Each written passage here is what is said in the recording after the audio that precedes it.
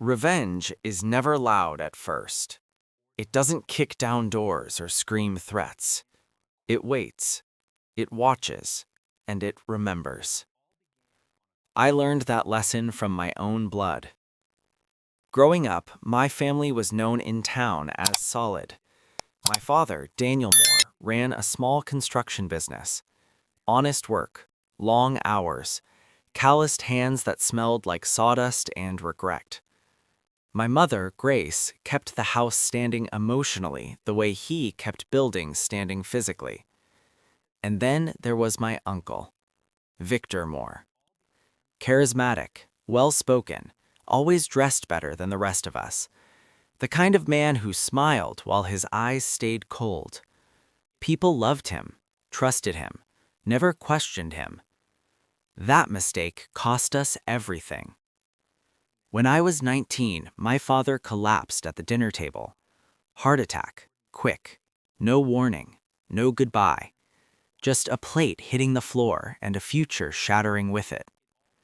At the funeral, Victor stood closest to my mother, one arm around her shoulder, quiet words in her ear, promises whispered where no one else could hear.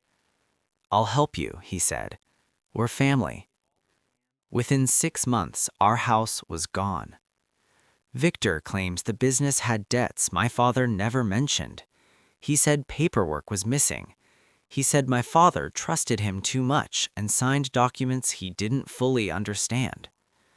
By the time we realized what was happening, everything was already legally his. The business, the equipment, the accounts.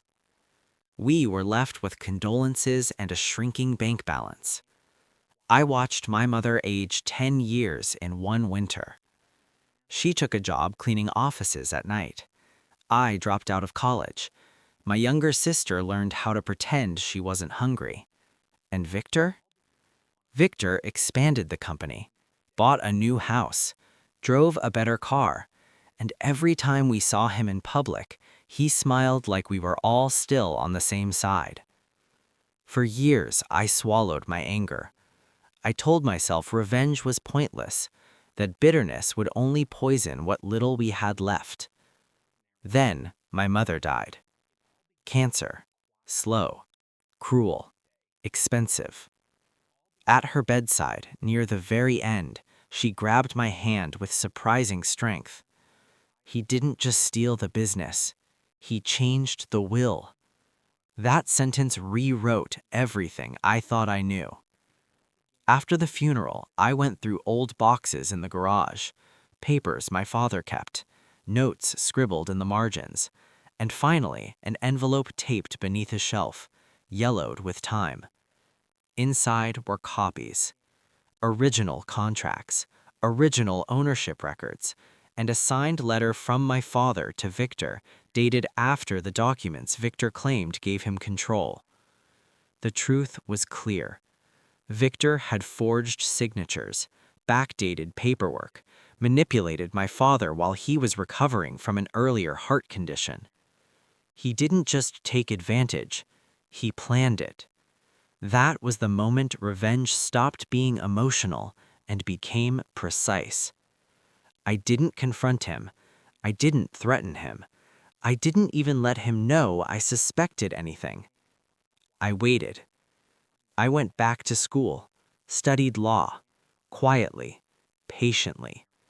I worked nights, lived cheaply, and carried that envelope like a compass. 7 years later, I walked into Victor's office for the first time as a client. He didn't recognize me at first. Age changes people. Hunger changes them more. When I told him my name, his smile froze just for half a second. "Your father would be proud," he said. I nodded. "Let's hope so." I told him I was starting a small investment firm, asked questions, let him talk. Men like Victor always do. They love the sound of their own certainty. Over months, I documented everything. The shell companies, the tax shortcuts, the same forged signature pattern used again and again. Victor wasn't just a thief, he was consistent. When I finally moved, I didn't do it alone. I handed everything to federal investigators, quietly, neatly, no drama. The arrest happened on a Tuesday morning.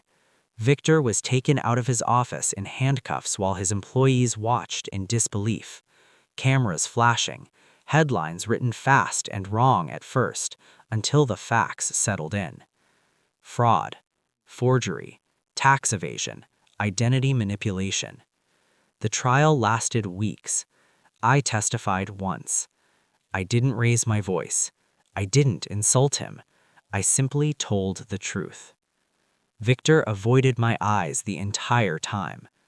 When the verdict came down, guilty on all major counts, the room went silent.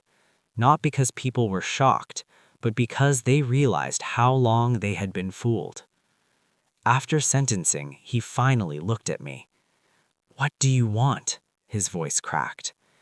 I thought about my father's hands, my mother's exhaustion, my sister's childhood shortened by survival. "I wanted you to live with what you did," I said. "Now you will." I walked away before the guards pulled him back. I didn't get rich from what happened. Most of the money was gone forever. The business couldn't be rebuilt the way it once was. But we cleared my family's name, recovered the house, and reclaimed something more important: the truth. Here's what I learned about revenge. If you let anger lead, it destroys you first. But if you let truth lead, revenge becomes justice wearing a calm face. Blood can betray you. Silence can enable evil. And patience, when paired with truth, is the most dangerous weapon of all. That's the real revenge. Not destruction, but exposure.